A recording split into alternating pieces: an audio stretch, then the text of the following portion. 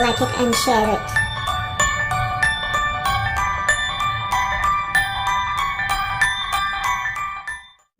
ವೀಕ್ಷಕರೇ, ಕೆಳಗೆ ಕಾಣ್ತಿರೋ subscribe button ಮೇಲೆ ಕ್ಲಿಕ್ ಮಾಡಿ, ಜೊತೆಗೆ ಪಕ್ಕದಲ್ಲಿ ಕಾಣುವ ಬೆಲ್ ಐಕಾನ್ ಮೇಲೆ ಕ್ಲಿಕ್ ಮಾಡೋದರ ಮೂಲಕ ನಮ್ಮ ಹೊಸ ವಿಡಿಯೋಗಳ ನೋಟಿफिकेशन पड़ेगी।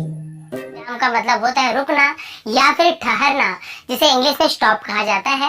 और चिन्ह, ये ची आधा हा और ना है चिन्ह, लेकिन बोलते समय हम चिन्ह बोलते हैं जो कि अशुद्ध है, लेकिन हमारी आदत हो गई इसलिए हम चिन्ह चिन्ह बोलते हैं। तो चिन्ह जिसे कि कहा जाता है निशान, इसका मतलब होता है निशान, यानी रुकने और ठहरने के लिए जिन निशानों का उपयोग किया जाता है उसे विराम चिन्ह कहा जाता है। एक शाब्दिक अर्थ है। अब हम इसे इसका परिभाषा यदि देखना चाहें तो देखिए यहाँ पर लिखा हुआ है, लिखते समय भावों के अनुसार रुकने के लिए जो चिन्ह लगाए जाते हैं उन्हें विराम चिन्ह कहते हैं। विराम चिन्ह का अर्थ होता है विश्राम करना या फिर रुकना, अर्थात वाक्य लिखते समय विराम को प्रकट करने के लिए लगाए जाने वाले चिन्ह को ही विराम चिन्ह कहते हैं। जैसे कि वाक्य को लिखते अथवा बोलते समय बीच में कहीं थोड़ा बहुत रुकना पड़ता है, जिससे भाषा स्पष्ट अर्थवान हो जाती है। लिखित भाषा में इस ठहराव को दिखाने के लिए कुछ विशेष प्रकार के चिन्हों का प्रयोग किया जाता है, जिन्हें विराम चिन्ह कहा जाता है। तो चलिए देखते हैं कौन कौन से विराम चिन्ह हैं। इनका कुछ उदाहरण साथ में हम प्रस्तुत करेंगे, मैं प्रस्तुत करूंगा और उसे समझाते भी जाऊंगा। तो सबसे पहले देखते हैं विराम चिन्ह। तो इसका, जैसे कि मैं बताऊं आपको, इसका महत्व क्या है। जैसे कि विराम चिन्ह यहाँ पर आप देखेंगे, यदि विराम चिन्ह का वाक्य में सही से प्रयोग न किया जाए तो वाक्य अर्थहीन और अस्पष्ट या फिर एक दूसरे के विपरीत हो जाता है। जैसे कि यहाँ पर हम देखते हैं अल्पविराम यहाँ पे लगा हुआ है दोनों में, लेकिन यदि इसका जगह परिवर्तित हो जाए, जैसे कि यहाँ पे लिखा हुआ है उसे रोको, अब यहाँ पे अल्पविराम है तो थोड़ा सा रुकना पड़ेगा हमें, उसे रोको मत जाने दो। अब यहाँ पे क्या अर्थ हो रहा है कि इसे यहाँ पर रोकने की बात कर रहे हैं कि उसे रोको मत जाने दो। किसी व्यक्ति के बारे में बात करेंगे, उसे रोकना है तो यहाँ पे रोकने की बात हो रही है, लेकिन यहाँ पे देखिए वाक्य वही है, उसे रोको मत जाने दो, उसे रोको मत जाने दो, लेकिन अल्प विराम है तो यहाँ पे हम थोड़ा सा रुक रहे हैं, उसे रोको मत जाने दो, तो यहाँ पर उसे नहीं जाने की बात की जा रही है। लेकिन यदि इस वाक्य में हम देखते हैं नीचे वाले में अल्प विराम मत के बाद लगा हुआ है, तो देखिए उसे रोको मत जाने दो। अब यहाँ पे देखिए इसके विपरीत अर्थ हो गया, यहाँ पे हो रही थी बात उसे रोकने की और यहाँ पे बात हो रही है कि उसे रोको मत जाने दो, यानी कि उसे जाने की बात कर रहे हैं। तो देखिए यहाँ पे विराम चिन्ह का कितना महत्व होता है, इन दोनों वाक्यों में आपको समझ आ गया होगा। वाक्य वही है, बस जो विराम चिन्ह का स्थान है उस पर परिवर्तन किया गया है, उसमें परिवर्तन हुआ है और इससे दोनों का अर्थ बदल गया है। तो यही उसका महत्व होता है विराम चिन्ह का। अब हम देखते हैं सबसे पहला हमारा जो विराम चिन्ह है वो है पूर्ण विराम। पूर्ण विराम का हम प्रयोग कब करते हैं, जब वाक्य खत्म हो जाता है तब वाक्य के अंत में पूर्ण विराम लगाया जाता है। जैसे कि यहाँ पर आप देख रहे हैं राम एक अच्छा लड़का है, यहाँ पर कहीं पे रुक नहीं रहे हैं, ये वाक्य क्या हो गया, पूर्ण हो गया, राम एक अच्छा लड़का है। यहाँ पर देखिए पूर्ण विराम लगा हुआ है। उसके बाद एक और वाक्य ले लेते हैं, वह कक्षा 5वीं में पढ़ता है, ये वाक्य भी पूर्ण हो गया, इसके बाद पूर्ण विराम लगा दिया गया, यानी कि वाक्य पूर्ण हो गया तो उसके बाद हम पूर्ण विराम लगाते हैं और पूर्ण विराम का चिन्ह ये है, देखिए खड़ी लकीर है, पूर्ण विराम का चिन्ह है। उसके बाद आगे बढ़ते हैं, यहाँ पे हम देखते हैं प्रश्नवाचक चिन्ह। प्रश्नवाचक वाक्य के अंत में प्रश्न सूचक चिन्ह या फिर प्रश्नवाचक चिन्ह का प्रयोग किया जाता है, अर्थात जब किसी वाक्य में सवाल पूछे जाने का भाव उत्पन्न हो उस वाक्य के अंत में प्रश्नवाचक चिन्ह का प्रयोग किया जाता है। यानी कि कोई प्रश्न यदि हम पूछ रहे हैं किसी से क्या, कब, क्यों, कैसे, तो उसके अंत में पूर्ण विराम न लगाकर प्रश्नवाचक चिन्ह का प्रयोग किया जाता है। जैसे कि दो उदाहरण यहाँ पे मैंने आप लोगों के लिए लिख के रखा हुआ है, बना के रखा है। क्या तुम सच बोल रहे हो, यहाँ पे प्रश्नवाचक चिन्ह, क्योंकि हम उससे प्रश्न पूछ रहे हैं। उसी प्रकार से तुम घर कैसे पहुँचे, तो देखिए कैसे, क्या, ये प्रश्नवाचक शब्द है तो उसके लिए हम प्रश्नवाचक चिन्ह का प्रयोग करते हैं। तो ये भी आपको आशा करता हूँ समझ आ गया होगा। इसके बाद हम देखते हैं आगे अल्प विराम। अल्प विराम जिसे कि इंग्लिश में कॉमा कहा जाता है, जहाँ थोड़ी सी देर रुकना पड़े वहाँ अल्प विराम चिन्ह का प्रयोग किया जाता है, अर्थात एक से अधिक वस्तुओं को दर्शाने के लिए अल्प विराम चिन्ह लगाया जाता है। देखिए अल्प विराम यहाँ पे सभी जगह लगा हुआ है, मैंने नीले रंग में से अलग से हाईलाइट कर दिया है ताकि आपको अच्छे से समझ आ जाए। जैसे कि गाय के दूध से, अब गाय के दूध से क्या क्या बनता है, दही अल्प विराम, घी अल्प विराम, मक्खन अल्प विराम, पनीर अल्प विराम, मिठाई इत्यादि बनाई जाती है। गाय के दूध से दही, घी, मक्खन, पनीर, मिठाई इत्यादि बनाई जाती है। तो यहाँ पर आपने देख लिया कि यदि एक से अधिक चीजों के बारे में बात हो रही है और उससे संबंधित है, देखिए दूध से ही संबंधित है ये सभी चीज, तो वहाँ पे हम अल्प विराम का उपयोग करते हैं। जैसे कि एक उदाहरण और यदि आपको देना चाहूँ, जैसे कि राम, सीता, लक्ष्मण और हनुमान, ये सभी भगवान के रूप में पूजे जाते हैं। तो यहाँ पर भी देखिए राम के बाद, सीता के बाद, लक्ष्मण के बाद यहाँ पर हम अल्प विराम का प्रयोग करेंगे। उसी प्रकार से पेड़ों से हमें लकड़ी, ईंधन, पत्ते, फल, बीज ये सभी मिलते हैं, तो वहां पर भी अल्पविराम का प्रयोग करेंगे। उसके बाद देख लेते हैं, अल्पविराम आपको समझ आ गया होगा। अर्धविराम, अल्पविराम, अर्धविराम में बहुत से लोगों को यहाँ पे परेशानी होती है, दोनों में अंतर नहीं समझ पाते। अर्धविराम किसे कहते हैं हम जानने का प्रयास करते हैं। जैसे कि आपने इससे पहले देखा, अल्पविराम हम कुछ ही समय के लिए रुके, मतलब बहुत ही कम समय के लिए रुके और आगे बढ़ते गए। लेकिन अर्धविराम में क्या होता है, पूर्ण विराम से कुछ कम और अल्प विराम से कुछ अधिक देर तक रुकने के लिए अर्धविराम का प्रयोग किया जाता है। अर्थात एक वाक्य या वाक्यांश के साथ दूसरे वाक्य या वाक्यांश का संबंध बताना हो तो वहाँ अर्धविराम का प्रयोग किया जाता है। जैसे कि उदाहरण, मैंने पढ़ाने की कोशिश की पर वो नहीं पढ़ा। तो देखिए ये इससे ही संबंधित है, अलग नहीं है। मैंने पढ़ाने की कोशिश की पर वो नहीं पढ़ा, तो इससे संबंधित ही ये वाक्य है, लेकिन ये अर्धवाक्य हो गया। और इसके बाद आप देखेंगे यहाँ पर भी अर्धवाक्य है, तो दोनों अर्धवाक्यों को यहाँ पर ये जोड़ रहा है और ये दोनों उससे संबंधित ही है। वहाँ पर हम अर्धविराम का प्रयोग करते हैं। जैसे कल रविवार है, छुट्टी का दिन है, आराम मिलेगा। तो वहाँ पर रविवार है के बाद अर्धविराम, छुट्टी का दिन है के बाद अर्धविराम, आराम मिलेगा। तो ये तीनों वाक्य एक ही है, लेकिन वहाँ पे हम अर्धविराम का प्रयोग कर रहे हैं। जैसे सूर्योदय हो गया, चिड़िया चहकने लगी और कमल खिल गए। तो सूर्योदय हो गया, चिड़िया चहकने लगी, ये सभी एक ही वाक्य से संबंधित है, अलग अलग वाक्य नहीं है, सूर्योदय से संबंधित है, इसलिए वहाँ पर हम अर्धविराम का प्रयोग करते हैं। तो ये भी आशा करता हूँ आपको समझ आ गया होगा। आगे हम बढ़ते हैं, यहाँ पर देखेंगे हम विस्मय बोधक या फिर विस्मय सूचक चिन्ह। विस्मय बोधक या फिर विस्मय सूचक चिन्ह का प्रयोग वाक्य में हर्ष, विवाद, विस्मय, घृणा, आश्चर्य, करुणा, भय इत्यादि का बोध कराने के लिए किया जाता है। अर्थात इसका प्रयोग अवयव शब्द से पहले किया जाता है।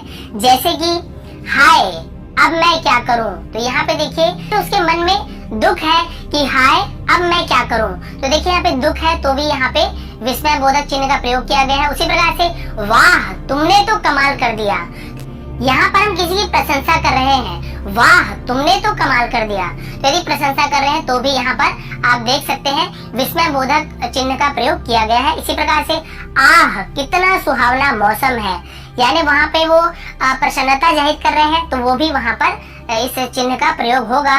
अब इसके बाद हम देखते हैं उद्धरण चिन्ह। यहाँ पर दो प्रकार के उद्धरण चिन्ह होते हैं, आप देख रहे होंगे। यहाँ पर देखिए दो डंडी यहाँ पे खींची हुई है छोटी छोटी, और यहाँ पे एक एक डंडी छोटी छोटी सी खींची हुई है ऊपर, जो यहाँ पे देखेंगे आप इस प्रकार से। और ये क्यों और कैसे होता है वो आपको अभी समझाने वाला हूँ। यहाँ पर आप देखेंगे सबसे पहला उद्धरण चिन्ह, यहाँ पर जो दो छोटी छोटी लकीर है, ये जो उद्धरण चिन्ह का हम जब प्रयोग करते हैं तो इसका अर्थ होता है किसी के द्वारा कही हुई बात को जब हम बताते हैं, जस का तस। जी हाँ, जैसे उन्होंने कहा है वैसे ही हमें बताना पड़ता है।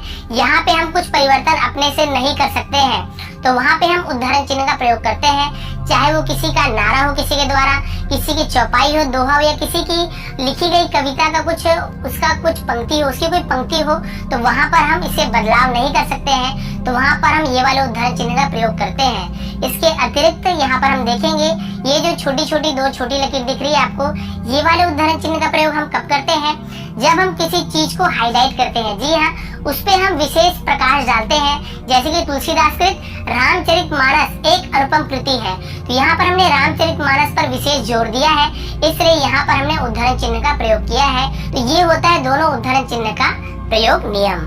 आगे बढ़ते हैं, यहाँ पर हम देखते हैं योजन चिन्ह।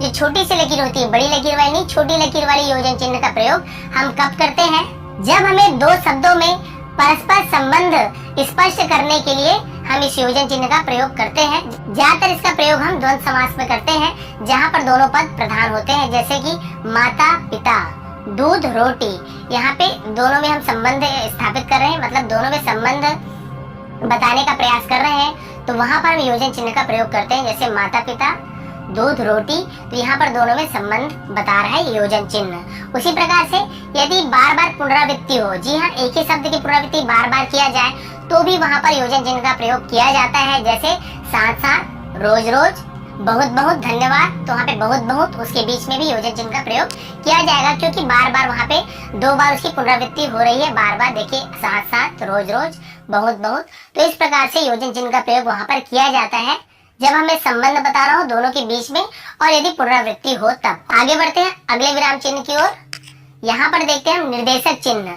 जैसे वहाँ पे छोटी सी लकीर आपको दिखी, तो यहाँ पे थोड़ी सी बड़ी लाइन होती है, बड़ी सी लाइन होती है वहाँ पे, इसे हम निर्देशक चिन्ह कहते हैं। इसका उपयोग कब किया जाता है? जब किसी की कही गई बात को हम दर्शाते हैं।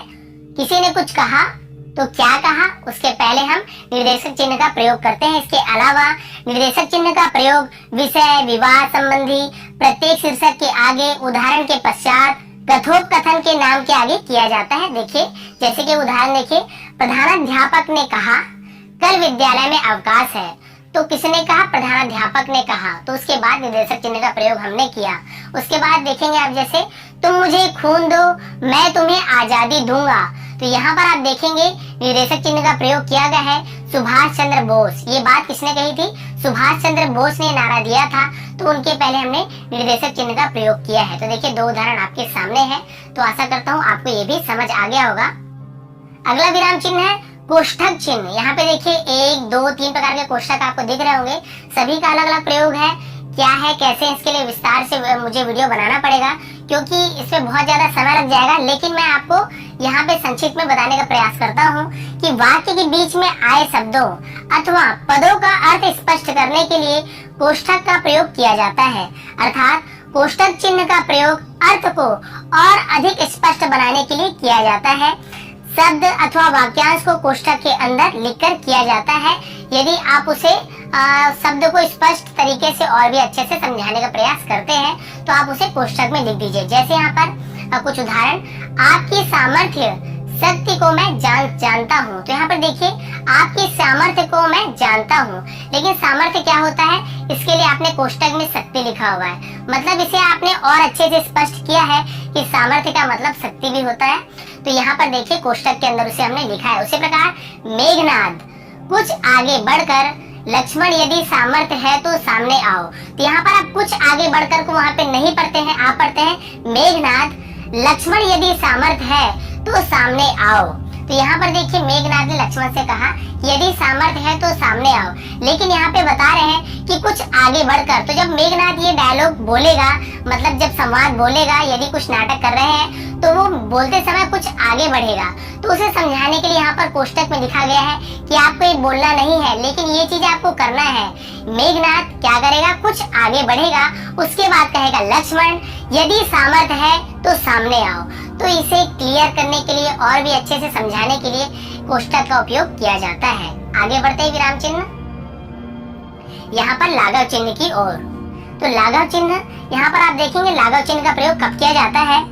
जब किसी बड़े तथा प्रसिद्ध शब्द को संक्षेप में लिखने के लिए उस शब्द का पहला अक्षर लिखकर उसके बाद शून्य लगा देते हैं। वैसे तो शून्य नहीं है, लेकिन देखिए यहाँ पर हम गोल लगाए हुए हैं ताकि इसे जो शॉर्ट फॉर्म में लिखा उसे संक्षिप्त रूप कहते हैं। पूरा ना लिखकर हम इसे संक्षिप्त में लिखते हैं। जैसे कि कुछ उदाहरण यहाँ पे लिखा हुआ है, ये जो आपको दिख रहा हुआ चिन्ह, यही लाघव चिन्ह है। जैसे कि उदाहरण, डॉक्टर लिखे हम डॉ लिखते हैं और यहाँ पे लाघव चिन्ह लगा देते हैं, तो आप समझ जाते हैं कि ये डॉ नहीं है, डॉक्टर है। उसी प्रकार से पंडित के लिए हम यहाँ पे देखिए पम है, क्या होता है, पम लिख देते हैं, पन, और यहाँ पे लाघव चिन्ह लगा देते हैं, तो समझ जाते हैं कि पंडित लिखा हुआ है। उसी प्रकार से इंजीनियर के लिए इंजी लिख के, उत्तर प्रदेश के लिए उ लाघव चिन्ह, प्र लाघव चिन्ह उत्तर प्रदेश, मध्य प्रदेश के लिए वैसे म और प्र के, म के आगे प्र के आगे यहाँ पे लाघव चिन्ह लगाते हैं, मध्य प्रदेश।